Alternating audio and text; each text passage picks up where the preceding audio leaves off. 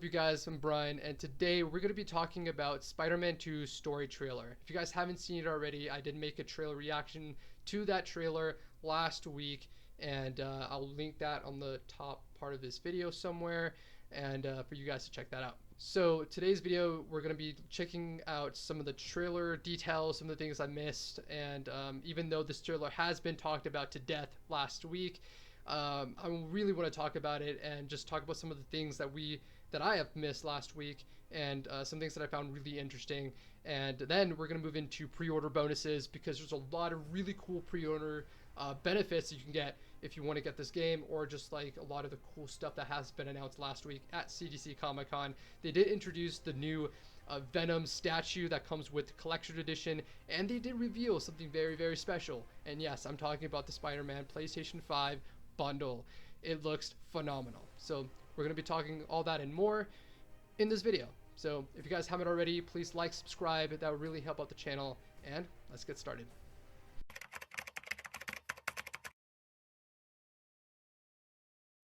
Alright guys, so here's the trailer, and this is the first shot that we see in it. We have Harry Osborn, we have Peter Parker. It looks like to be some high school in Queens, possibly. If you guys haven't heard, of course this map will be expanded to be a little bit bigger, so it's going to include Queens in this, and it looks really good. So this looks like another shot here in Queens, in their high school where they used to go to school too. So that's pretty cool. Harry Osborn does talk about something. He does say something, of course, that is very important here in this trailer, and will be called back later in this video, and I guess later in this trailer. There's whole theories going on, like who's gonna be Venom in this game. Guys, if you don't know, it's obviously Harry Osborn. I don't understand who else would it be. I think a lot of people are speculating a little too much now. I think that of course there's a lot of other people that it could be. It could be Kraven the Hunter. It could be Harry Osborn. It could be Norman Osborn. It just doesn't really make sense. I guess you could say Kraven the Hunter does make sense, because of course in the comic books, Kraven's Last Hunt, Kraven does down the Venom suit on and goes around the city dressed up as Spider-Man, pretending to be Spider-Man for about a week, until Spider-Man comes back from quote-unquote the dead, and he comes back to, you know, kick his ass to get his suit back. And it's this whole thing. I'm not going to get into it, but you know, he does down the suit in the comics, so that it has happened. It's just I don't see that happening in this game right now, so I don't think that's going to happen, you guys. But you know, who knows. This next scene here, of course, we got like Peter Parker and Miles. As you can see, when Miles goes down, really cool attention to detail here. Peter swings obviously like he's been swinging for years. Miles has this kind of like laid back kind of swing. You know, he's still getting into the groove of things. He's swinging kind of like backwards. He's more freestyle. And we have Peter Parker who's swinging more, you know, like I guess more professionally, I guess you would say. It's probably the best word I would probably describe it as. He's more trained in this, and I do like the fact that each Spider-Man has his own style of swinging. Really unique, really fresh. I do like that, and they're keeping true to the character as they are in the first game and in Miles Morales, which is really nice. So that's really cool detail that I've noticed. This is a nice big carnival thing that's going on in the game. Can't wait to explore this.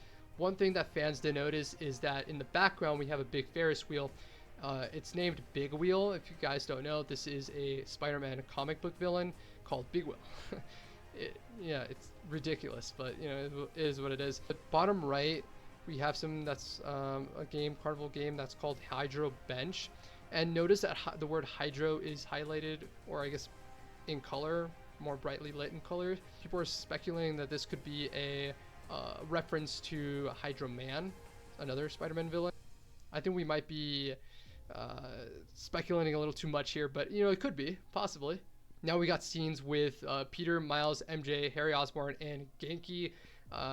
Okay, so a lot of fans are speculating that this interaction here with Harry Osborn and Miles could be getting really spicy. Miles isn't.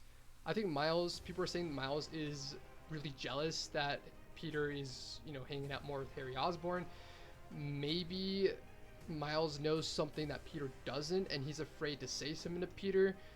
We have seen stuff like this play out in other movies. You know, like, of course they know, but they can't really say it because if they say something, they may think that they're jealous. Who knows? But people are speculating that Miles is a bit jealous of Peter here.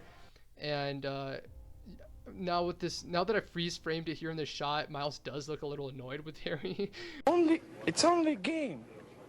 Why you have to be mad? Alright guys, so here we have Martin Lee, aka Mr. Negative.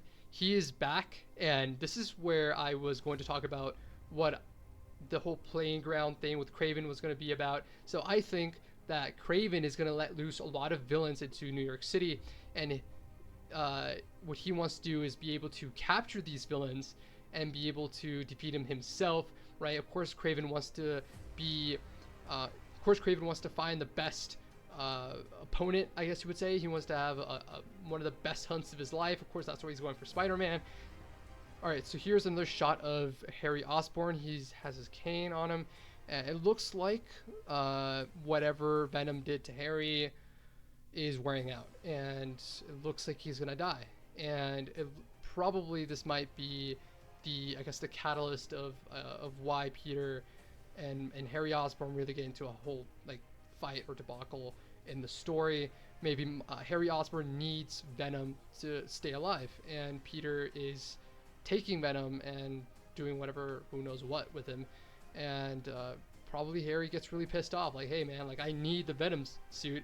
You're taking Venom from me, and I need him to stay alive, and you're just using him for your own benefit. Like, you know, I don't think that's really fair. I mean, yes, Venom is bad, but Harry is also dying, so, you know, it's this huge thing where it's like, you know, if you kill Venom, you also kill Harry. So that might be the huge driving factor of why Peter is struggling to defeat Venom, because, you know, if you kill Venom, you also lose your best friend, right? So that's gonna hit a lot harder than I thought. I could see why Insomniac went for this type of story. It works perfectly. So right on, Insomniac. That's really good.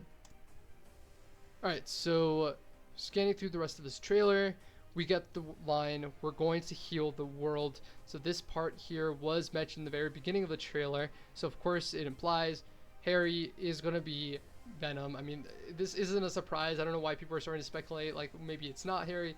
It's going to be Harry. I think based off the story and I guess everything we've known of Harry and Venom so far, it just connects really well. And like I mentioned before, I think having that like that big choice, right? The whole thing about Spider-Man is that he has to make choices. They're not necessarily easy, but you know, it's kind of what makes him Spider-Man. He has to make sacrifices, and you know, if you kill Venom, you kill Harry, what can you do? You have to take him down. And so I think that's kind of the route that Insomniac is going to take with this story. And yeah, man, that's tough. One thing that I noticed that a lot of people have been saying all over the internet was the one thing that makes Venom's Spider-Man so great is that Insomniac is making it their own, right? This is Insomniac Spider-Man. The next time we see Venom, we can compare it to this version of Venom. And I think that's what makes it really special, right? Insomniac wanted to stamp their own uniqueness and style and design into this game, and I think they did an amazing job. And I hope we get to play as Venom. I think we really do, but my thing is, I'm not sure if we're going to be able to play as this version of Venom throughout the whole game, even if the game is over, or do we only get to play as this version as Venom during the part of the story? Because it would be really cool if we were able to play as Venom at the end of the game. But yeah, I do think he's playable. The question is, will he always be playable at any point of the game? That's what I want to find out. Alright, so now we're going to move into pre-order bonuses and pre-order stuff. Like, there was a lot of really cool things that were announced at CDC Comic-Con. And yeah, let's get into it. First thing I want to talk about, of course, is the PlayStation Console Limited Edition Bundle. This is awesome. It looks really cool. I like the design on the side of the PlayStation. I like the controller. It looks really cool. I think a lot of people were having issues with the design of the console itself. Not necessarily like that side of the console. Like, this part is fine, but they were having issues with the other side. I think on the other side of the console we have the same Spider PS4 logo on the other side where it's all covered in black, and a lot of fans wanted that to be like the Venom logo, you know, to symbolize like, you know, the takeover of the Venom, I guess symbiote, you know, taking over the PlayStation.